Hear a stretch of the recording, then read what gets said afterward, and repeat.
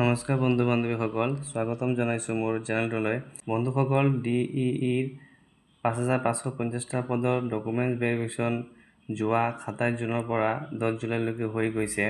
সেইখিনি Rohika guest house গুৱাহাটীত খানাপাৰাত হৈছিল। এই কথা আপোনালোকে ইতিমধ্যে গমেই পায়। তাৰ মাজত যিকেইজনে ডকুমেণ্ট ভেৰিফিকেশ্যনত বিভিন্ন কাৰণত উপস্থিত থাকিব পৰা নাই, তেখেতসকলৰ বাবে ১৭ তাৰিখৰ পৰা ১৯ তাৰিখলৈকে এটা ডেট ৰখা হৈছিলে। এই ডেটটোতে তেখেতসকলে উপস্থিত থাকিব নোৱাৰা কাৰণ দেখুৱাই নিজৰ ডকুমেণ্টছখিনি ভেৰিফিকেশ্যন কৰাই ল'ব পাৰিব। কথা হ'ল যে ডকুমেণ্টছ ভেৰিফিকেশ্যনত বহু প্ৰাৰ্থী এবচেণ্ট আছিলে। টোটেল 1:2 হিচাপে প্ৰায় ৯,৩৩৮ গৰাকী প্ৰাৰ্থী ভেৰিফিকেশ্যনলৈ মতা হৈছিলে।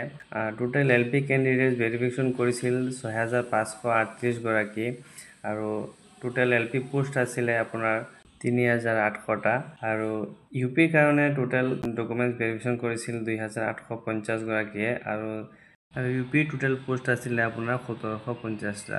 আৰু এটা ভাল খবৰ যে যোৱা ভেৰিফিকেশ্যনখিনিৰ মেৰিট লিষ্ট অতি সোনকালে ওলাব বুলি খবৰ পালোঁ। তো মেৰিট লিষ্টখিনি আগষ্ট মাহৰ ১০ তাৰিখৰ পৰা ১৫ তাৰিখৰ ভিতৰত ওলোৱাৰ সম্ভাৱনা আছে। আৰু এটা খবৰ যে ৫,৫৫০টা পদৰ ভেৰিফিকেশ্যনৰ পিছত অতি শীঘ্ৰে ৪,৫০০ পদৰ ভেৰিফিকেশ্যন হ'বলৈ গৈছে। এয়া হ'লে অভাৰলেপিং নহয় আৰু কাট অফ বহুত তললৈ নামি আহিব।